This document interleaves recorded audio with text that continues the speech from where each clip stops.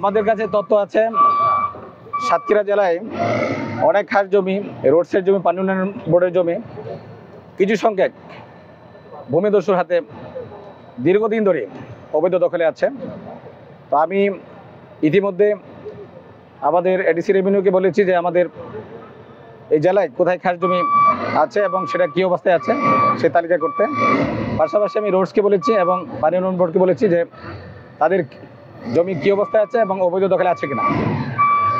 তো তারই অংশ হিসেবে আমরা গত পরশুদিন আমরা এখানকার সাতক্ষীরার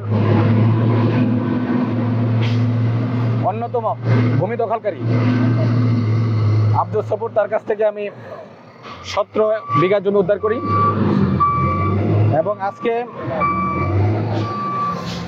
এই জায়গায় আপনার যে ভাঙচুর হচ্ছে এটা রোডসের জায়গা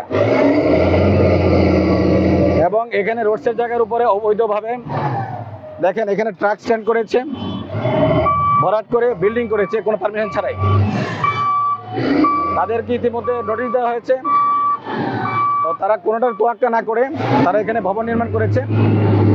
তো যার কারণে আজকে আমরা এটা ভাঙতে এসেছি, আমরা ভাঙছি। এখানে পাশেই জলমহল আছে, তারই আরেক ভাই আব্দুর রৌফ করে নাম, আমরা সেটাও প্রায় 2 একর জায়গা আমরা উদ্ধার করেছি, দখলমুক্ত করেছি। তো আমরা এভাবে আস্তে আস্তে এই সাতক্ষীরায় যত খাস জমি এবং সরকারের জমি মালিকানাধীন সমস্ত জমি উদ্ধারে আমরা অভিযান শুরু করেছি। তা আমাদের সাথে বাংলাদেশ সেনাবাহিনী, গর্বিত বাংলাদেশ সেনাবাহিনীর সদস্যরা আছেন, তারা সার্বজনীনভাবে আমাদের সহায়তা করছেন, পুলিশ বাহিনীর সদস্যরা আছেন।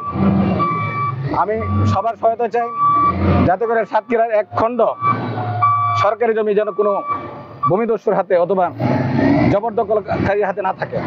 আমরা সেইভাবে আমাদের অভিযান পরিচালনা করছি।